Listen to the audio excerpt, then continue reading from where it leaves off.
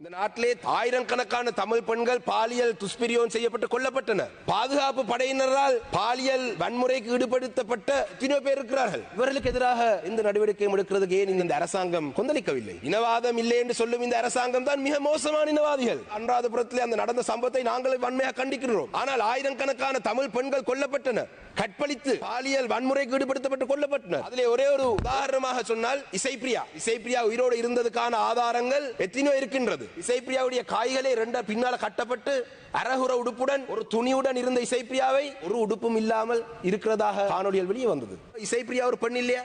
இசைப்பிரியாவுக்கு இந்த நாட்டிலே நீதி தேவையில்லையா?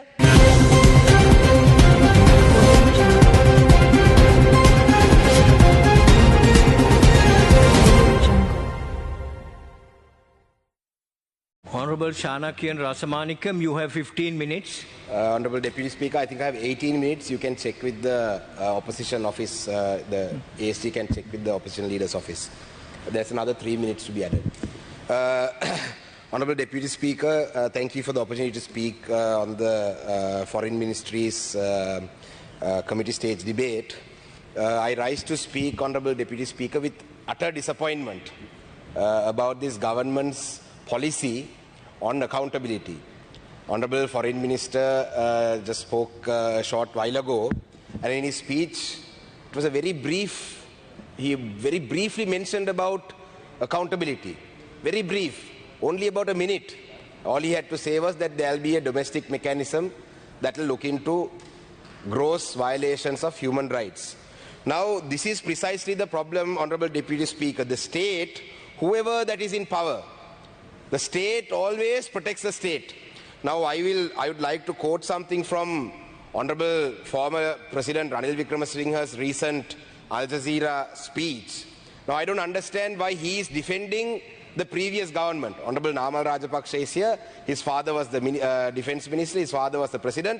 Now Honorable Ranil Wickremesinghe, who sat in the opposition at that time, who seemed to be a champion of human rights, has gone on Al Jazeera and defended the government that he himself was opposed to.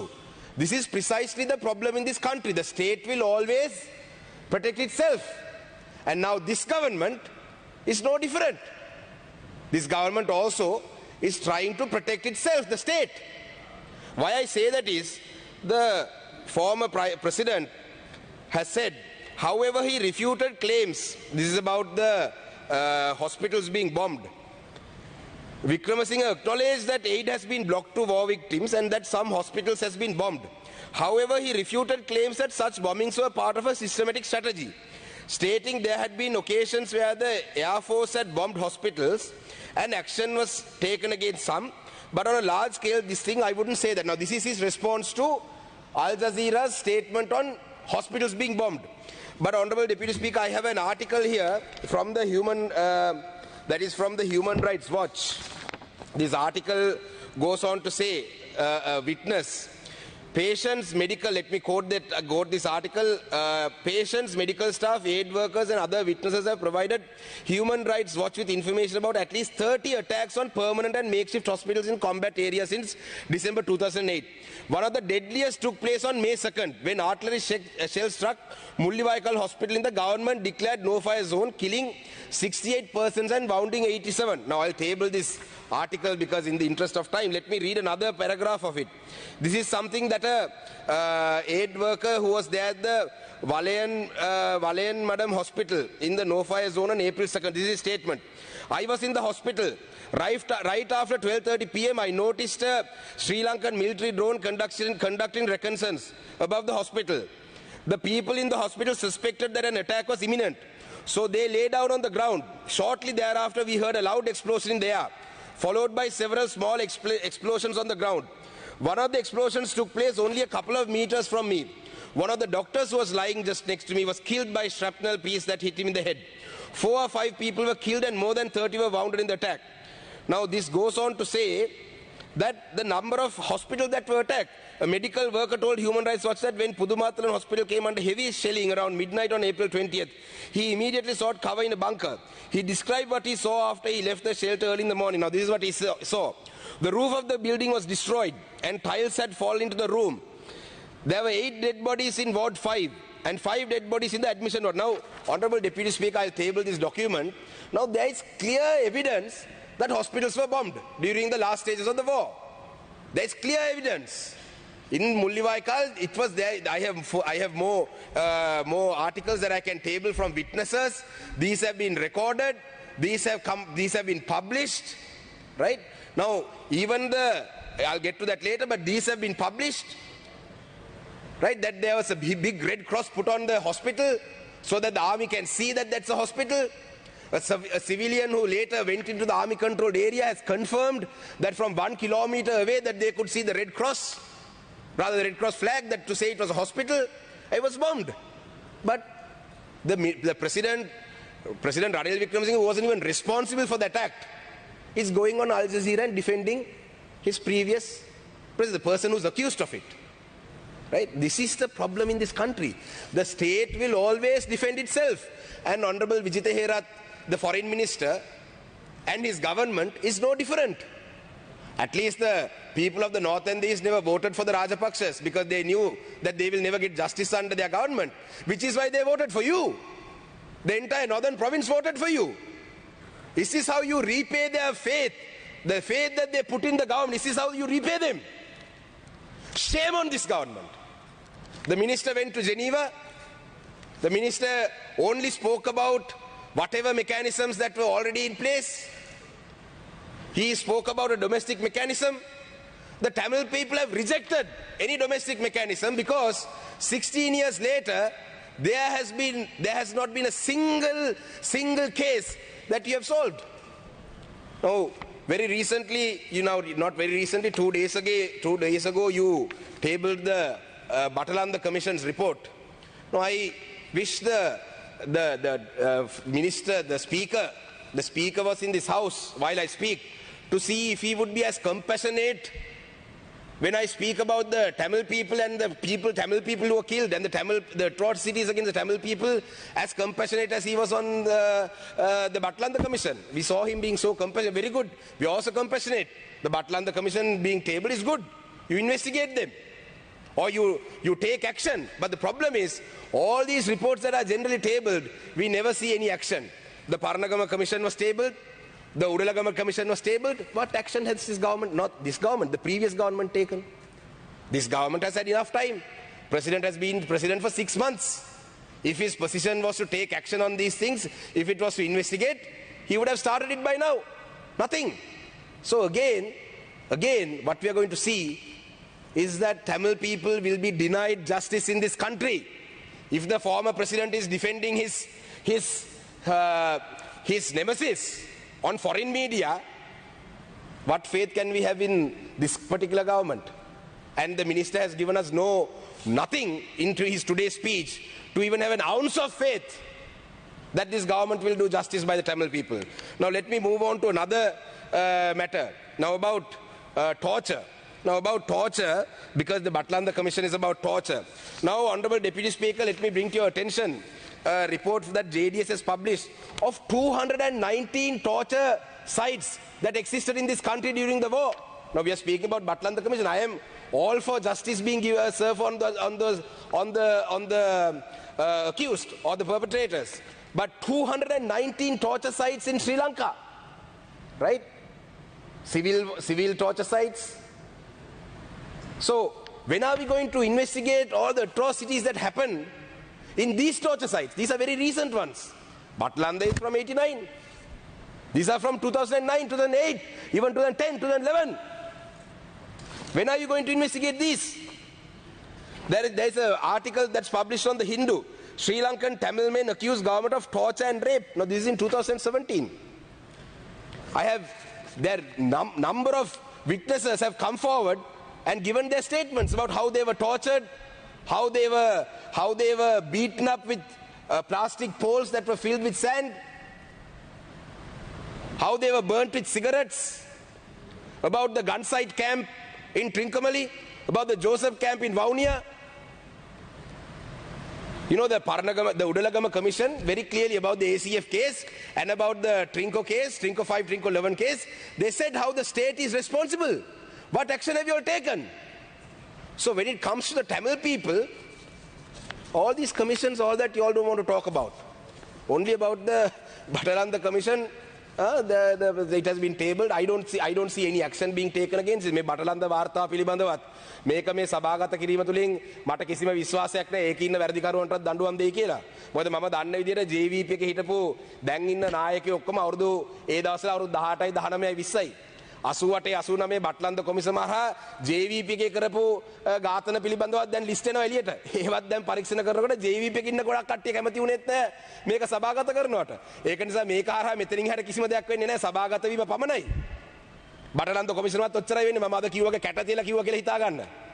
මේ කොමිසම table කරේ මේ කොමිසම table මේ report එක table කරේ නැත්නම් front line socialist party Kumar Gunaratnam අන්ත මොකද්ද කියන්නේ පෙරටුගාමි පක්ෂය මේ JVP එක තව කෑලි 10කට කඩනවා. ඒ බයට මේක ටේබල් කරේ. එහෙම නැත්නම් මේ බටලන්ද කොමිසමේ මෙතනින් හැර කිසිම දෙයක් වෙන්නේ නැහැ. කතානායකතුමා ඊයේ මම දැක්ක සංවේදී වුණා. අපිත් සංවේදී මේ වගේ දේවල් වලට හැම දෙයකම සංවේදී වෙනවා නම් හොඳයි. So there's a lot more to be said about torture, about how people were tortured in this country, but let me move on to another important topic, which is rape. Now, you know, very recently there was somebody who was raped in Anuradhapura. We condemn that. We are against violence against women. We condemn that. Those accused should be punished. But let's talk about the Tamil women who were raped and killed. Let's talk about them as well. இந்த நாட்டிலே தமிழ் பெண்கள் ஆயிரக்கணக்கான தமிழ் பெண்கள் பாலியல் துஷ்பிரயோகம் செய்யப்பட்டு கொல்லப்பட்டனர். அனுராதபுரத்திலே அந்த பாலியல் தொந்தரவுக்கு உட்படுத்தப்பட்ட பெண்ணுக்கு நீதி வேணுமென்றதிலே எந்த மாற்று கருத்தும் இல்லை.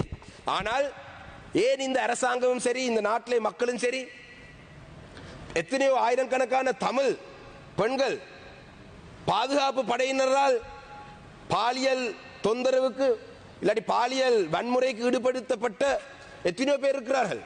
இவர்களுக்கு எதிராக எந்த நடவடிக்கையும் எடுக்கிறதுக்கு ஏன் இந்த நாட்டில் இருக்கும் மக்கள் இல்லாட்டி இந்த அரசாங்கம் கொந்தளிக்கவில்லை? இனவாதம் இல்லை என்று சொல்லும் இந்த அரசாங்கம் தான் மிக மோசமான இனவாதிகள். கடந்த காலத்தில் இருந்த அரசாங்கங்கள் தங்களை இனவாதிகளாகவே அடையாளப்படுத்தி கொண்டு தங்களுடைய செயல்பாடுகளை முன்னெடுத்தார்கள். ஆனால் இந்த அரசாங்கம் இனவாதம் இல்லை இனவாதம் இல்லை இனவாதம் இல்லை என்று சொல்றார்கள். ஆனால் முழுக்க முழுக்க இனவாதத்தில் ஈடுபடுறார்கள். எப்படி என்று சொன்னால் இந்த நாட்டிலே தமிழ் மக்களுக்கு கிடைக்க வேண்டிய நிரந்தரமான அரசியல் தீர்வை தருவதற்கு மறுக்கிறார்கள். இந்த நாட்டிலே பொறுப்பு கூறல் விடயத்திலே கௌரவ அமைச்சருடைய உரையிலே ஒரு வார்த்தை கூட தமிழ் மக்களுடைய சார்பிலே சொல்லப்படவில்லை. அவருடைய நிலப்பாடை அவர் சொல்லியிருக்கிறார். அண்மையிலே அனுராதபுரத்திலே அந்த நடந்த சம்பவத்தை நாங்கள் வன்மையாக கண்டிக்கிறோம். ஆனால் ஆயிரக்கணக்கான தமிழ் பெண்கள் கொல்லப்பட்டனர், கற்பழித்து பாலியல் வன்முறைக்கு ஈடுபடுத்தப்பட்டு கொல்லப்பட்டனர்.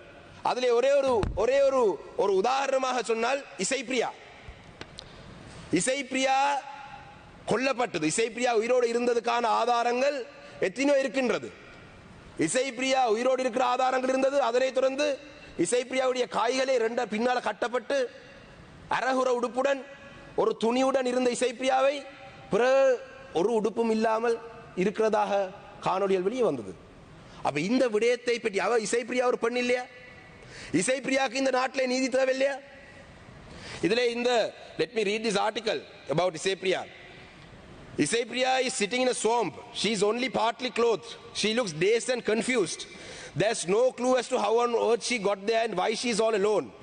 Some speculate that she'd been trying to escape the bloody final showdown. She's helped to her feet and looks completely uninjured. This is an important observation because she was not to remain for so long. The soldiers think she's the Tamil rebel leader's daughter. She's not, she says. They find a length of white cloth to wrap around her. It's the same cloth that shrouds her in a photograph Channel 4 news later obtained from a Sri Lankan soldier. In his photograph dated later the same day, 18th May, Isaipriya is dead.